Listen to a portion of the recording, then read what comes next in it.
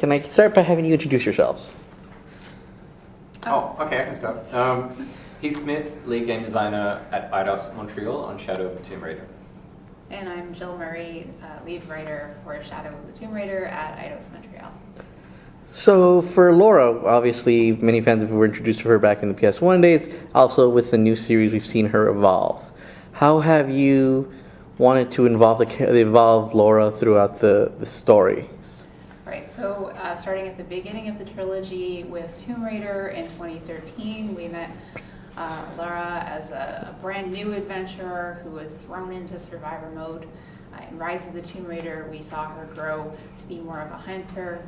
And we start Shadow of the Tomb Raider with her already at the height of her powers. She's hot on Trinity's trail, trying to stop them from getting an artifact. She wants to get there first. And when she does this time, that same behavior that's been so successful for 2 games, she takes the artifact and it's a mistake. She accidentally sets off the apocalypse.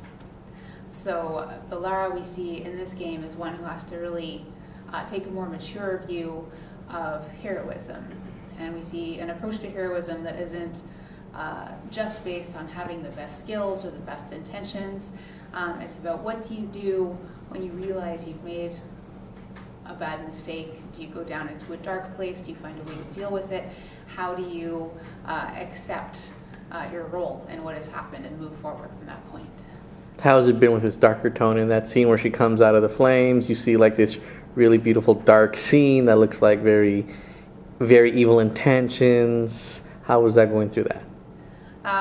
Yeah, there are some dark sections of the game. However, they're always, I think, grounded in a place of real heart. The scene that you're describing, Lara has been separated from her best friend Jonah. She doesn't know if he's alive, so she's coming from a very worried, very angry place that perhaps tips over into a little bit of vengeance. She's had enough, and she's just not going to take it anymore from Trinity. And then from story perspective, what was the most important thing you wanted to incorporate into this story? I think for this story, we have a smaller cast, which allows us to have a more character-driven story, a more emotional story, and we get to go more into depth into relationships, like the friendship between Lara and Jonah. We get to see her interacting with new people in important ways, and I'm a big fan of the way we arrive at our bigger set-piece moments, starting from real drama between the characters. As for the game development, what is like the new features you've added to this game from the last 2? Right, so we really took inspiration from the original Tomb Raider games because this is the 3rd game in the trilogy. This is the end of the beginning, and Lara is becoming the Tomb Raider she's meant to be. So we tried to complete her skill set, and she was at a pretty powerful place when she finished Rise of the Tomb Raider. So the way we do that is we look back and we see, okay, underwater swimming is something, full exploration underwater swimming is something that we haven't featured yet in the reboot franchise, and also rappelling and wall running, this advanced spelunking mechanics. So we took inspiration from that, and then also we took inspiration from the setting itself, the jungle, which is everything's trying to kill you. It's the deadliest place on earth, putting her in the jungle. She's out of her element, she's out of her depth, and she needs to adapt to survive. So she needs to become one with the jungle. So this again enhances her abilities and the gameplay over what was there before. She has to use mud as camouflage, she has to blend with the environment. So this is what's bringing the new flavor to the combat and the exploration. Finally, the new challenge for her, the out-of-combat side is this social experience, which is brand new for her really, because she's never been confronted with this sort of scale of social activities. So this is going to bring a lot more side quest and social knowledge to the equation. Tell us a little more about the hub world we were shown a little bit earlier. Right, so there's actually more than one hub. There's 3 hubs, but the largest hub is Paititi. Paititi is a mix of 3 cultures in our fiction that they came there as a refuge to Peru and founded this city. So it's the Inca, the Aztec, and the Maya.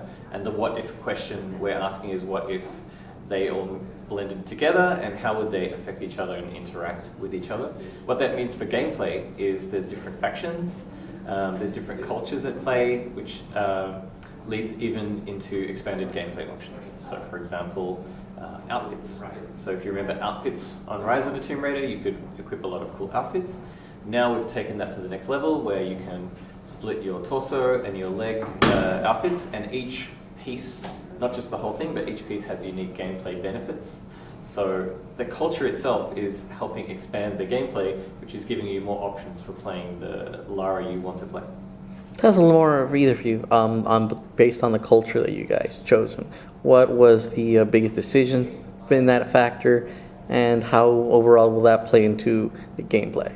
Well, we did a lot of research early on. We consulted with experts about that area of the world and what cultures were at play. And while there was some migration north from the South American cultures up towards Mexico and Mesoamerica, what in our story, it's more the opposite. We're saying, what if they came down south? And for gameplay, for us, it really suited the tone we were trying to feature, which is descent into darkness. So Mayan culture is very, it's very focused on duality as well. And this is a game where Lara is confronted with and facing her own duality. For both of you, since this is obviously the third game in the trilogy, how has this series been for you working on it? Well, this is my first game in the series and probably one of the newest members to this particular team, and it's been a real honor and privilege to be able to write for such an iconic character who's been with us for 2 decades and has such a loyal following of community who are looking forward to the next installment, perhaps also with a critical eye. It's been great. Yeah, a lot of the team worked on the other 2 titles in this series at Eidos Montreal. So we're just incredibly thrilled and honoured and privileged to be bringing this trilogy to its conclusion. And with Crystal Dynamics, they also still collaborated on this, but we were the lead studio. And it's exciting because when you work on the previous title, there's always things you wish you could have done or brought to it, and now we're able to bring those new aspects to it through, and also the new setting, the new lens. Very exciting with the jungle, what we're able to achieve and bring new to the experience from the new setting.